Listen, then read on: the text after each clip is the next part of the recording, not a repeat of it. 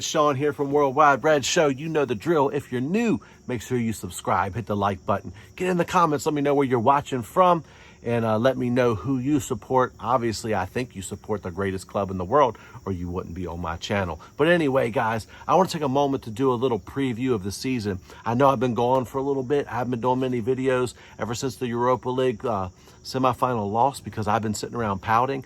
I expected way more activity in the transfer market. Don't want to hit transfers too heavy because I will be doing a transfer reaction and review show at the end of the window. But I want to take a moment to tell you my expectations of the season this year. Listen, guys, got to be honest with you. Because of the lack of investment so far in the transfer window and this lack of ambition that our board has, which, by the way, you that have been really stuck during COVID watching videos and stuff like I have, you know, if you've been watching these documentaries, man, I've just been watching and consuming everything I can. And I was watching the documentary that they did on Amazon with Leeds. And you guys know how we feel about Leeds, dirty old Leeds. We want them to get relegated. It is what it is. I've no love for leaves. There's a lot of leaves behind me because I'm actually coming to you from my back garden, as you call it. We call it a yard. I'm on my deck. Don't know what you call those. But anyway, I want to say this to you guys. As much as we hate teams like Leeds, watching the documentary I was watching about them, it brings a certain bit of jealousy in that it's crazy to see an owner and a director, well, a director of football anyway, but an owner and a director of football with so much passion to really make a team successful. It would be amazing if Manchester United had a board and an owner and owners that really wanted us to be great. And I gotta be honest with you, I'm spoiled. Yeah, I'm spoiled. It is what it is. I was raised in America. I wasn't raised a football fan, or as they say in America, a soccer fan. I wasn't raised. I played other sports all the way up into college. But I'm gonna say this to you: I fell in love not only with this sport, I fell in love with this club, and it's really becomes a way of life. And man, this badge, it means a lot to me. I love United. It was written in the stars, for crying out loud. I was born on February 6th, so I had no other choice but to support Manchester United. And I came in at a time when we were very successful. And I have been spoiled, and I am entitled. I want us to win everything every year, and I think that we should. And I don't like this lowering of expectations. And that's one reason that I've always backed Ole as a manager, not because of his tactics, and he wasn't my first choice. I'm well on the record. I've always been a Poch guy. I was before we ever got him. When he was at Spurs, I wanted him instead of Jose. So there are certain things that Poch would do better than Ole. I'm convinced of that. But when it comes to knowing the club, loving the club, and the man management side, I have nothing but good to say about Ole. And as long as he's my manager, I'm going to back him. Even when he's doing stupid stuff, even when he's not making right decisions, I'm going to call him out on it. I'm going to talk about bad decisions, bad subs, whatever they're doing at times, even behind the scenes. But I recognize that the biggest problem at our club is not the manager, it's the board and the owners and our lack of ambition. So that being said, it's hard for me to do a real breakdown of what I expected this season when I don't know what's coming in, if anything else is coming in, because I love Donny van de Beek, but he's not enough. So let's go through what I'm expecting of this season. I fully expect that if we don't back Ole with more signings, that we're going to struggle. I don't think we're going to struggle the way people say that we are. I don't see us finishing 8th or anything like that. I feel like that with Pogba and Martial and these people healthy from the beginning, I believe we'll win more points. I believe we'll be closer to the top 3. However, I believe that with Chelsea's business, and because they finished even with us, that they have had a much better window. They should finish ahead of us. If they don't, then questions need to be asked in London of Captain Blue. But I'm going to say this to you. I truly believe that we could still finish top 4. I believe that the problem with not being backed, Ole not being backed, is that we have players that are phenomenal players, world-class players. I mean, you have, in my opinion, there's not many better midfielders in the world than Paul Pogba, but he gets hurt every year. This is a fact. He's my favorite player, but he's hurt every year. Tony Martial, hurt every year. Marcus Rashford broke his back. Good chance he's going to have some stuff between Jordan Henderson and his... First off, Jordan Henderson is hot trash. How people act like this guy's Paul Pogba kills me. All right, don't get me started about this dude. But the best thing he ever did for the Scousers was a dirty tramp stepped on Marcus Rashford. Marcus has been hurt ever since. His ankle, between his ankle and his back, the guy's been hurt a lot. So we have a lot of guys with a lot of injury concerns. Luke Shaw. So let's start with our team. I already made a whole video on the goalkeeping situation. Don't want to recap that too much. Just know I have reasons that I don't like having two number ones. Don't know if you guys agree with them or not, but if so, let me know by watching that video. Get in the comments, let me know. I think De Gea can still be one of the best keepers in the world.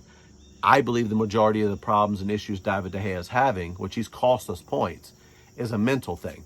And he played well for Spain. I truly believe there's a direct correlation to his national team form, because he's been hot trash at times ever since the World Cup. So, I mean, ever since Ronnie hit that free kick by him, he just has been like zoned out. I think it's a concentration thing with him. So with Dean Henderson coming in, maybe it'll push him, maybe it'll help him. But if Dean Henderson does not supplant De Gea, it hurts Dean Henderson's development. I would have loved to see him another full season on loan somewhere, really playing in the Premier League, showing England, showing United that he's the best man for the job and coming in. But hey, the club apparently knows best. Hopefully that works out. The back line, you guys know the good and the bad there. So we need a fast center back partner to partner either Harry or Victor, whichever one is playing. We didn't get one. I believe with Upamecano, we may go back in January because he has a ridiculously low release clause that kicks in, I believe, at the beginning of next summer. So maybe we could buy him early in January. I don't know. I know that Upamecano has said publicly his dream is United.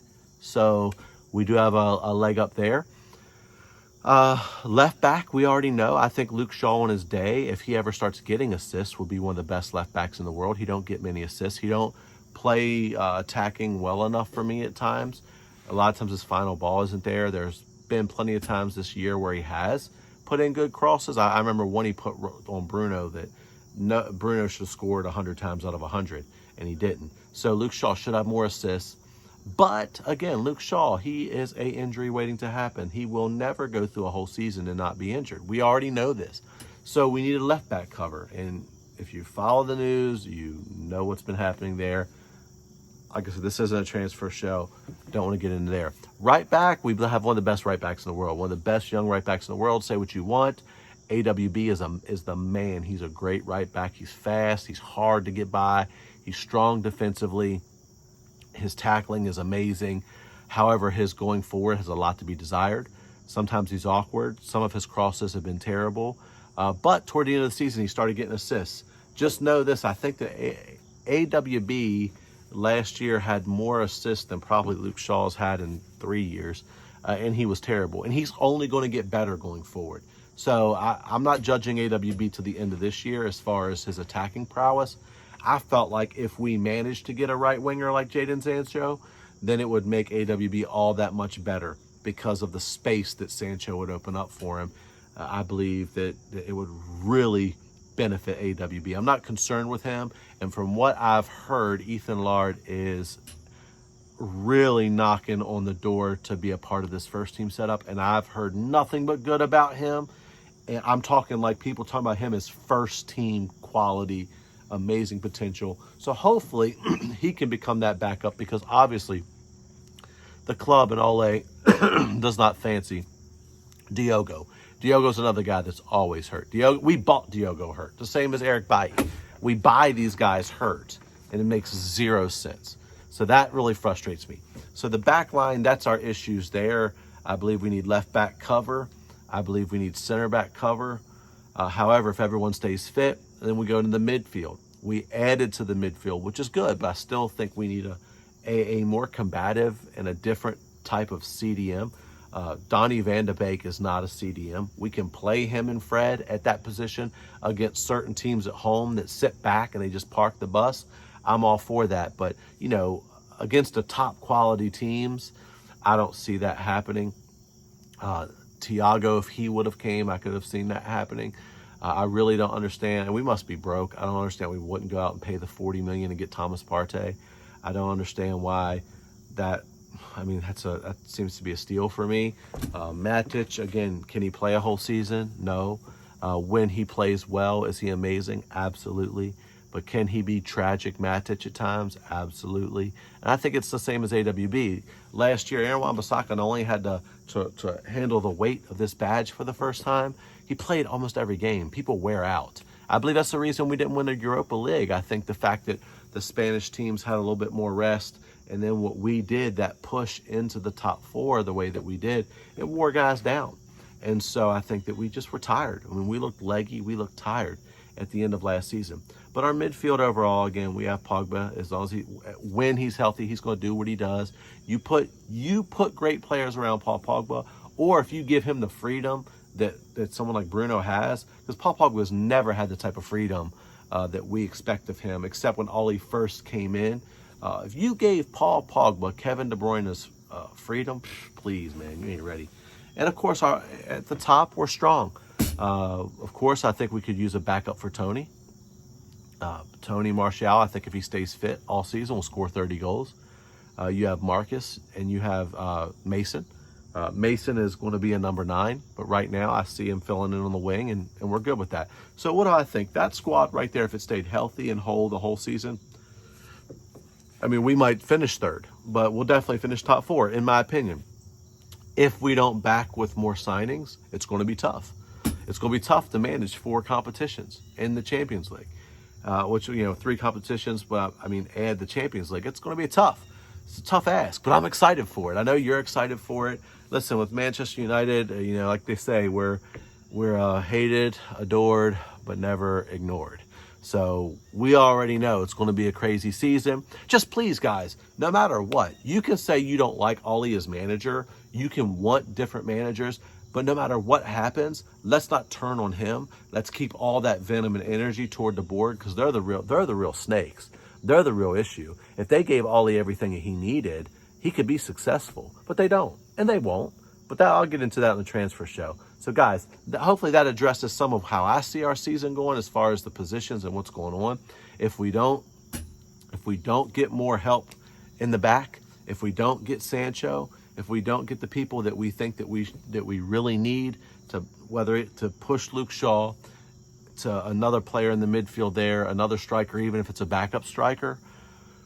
If we don't get this type of stuff, we can't expect to push for a title. And that bugs me, because I want to win the league every single year. And I think that we should win the league every single year, because I'm spoiled and I'm entitled and I don't care, because it's Manchester freaking United. We are not some 2-bit little team, right? And but anyway, guys, if you're new around here, sub, get involved. Let me know what you think. Let me know what you think about the vids. I know you like the background. It's nice out here, just chilling out in the yard or the garden or whatever you call it. But anyway, guys, what do you think about the season? Where do you think we'll finish? What do you think's going on? Get in the comments. Let me know. Let's interact. Or follow me on Twitter. Hit me up on that craziness, this football Twitter. And I think it's WW Reds _show, I believe is what Twitter gave me. I'll probably change that eventually this year. So anyway, that's me, Sean, Worldwide Red Show on football Twitter. Give me a follow. I'd love to connect with you guys. Hopefully we can, any of you that are watching from other channels, let's collab this year. I'm all for it. Love to give that different take, that Yank take, I guess you would call it, or that American take on Manchester United. But the thing that scares me, guys, if we continue to underinvest, then especially around the world, other teams, they're catching us. The young fans, they're not rooting for us. We got to break this cycle. And you know what, guys? I think this is a year that we can push. Let's hope for the best. But no matter what, we love our team. We're going to back our team. We're going to fight for our team. No matter what, we're going to support them. So you know what it is, guys? Hey, come on, United. Let's do it this season.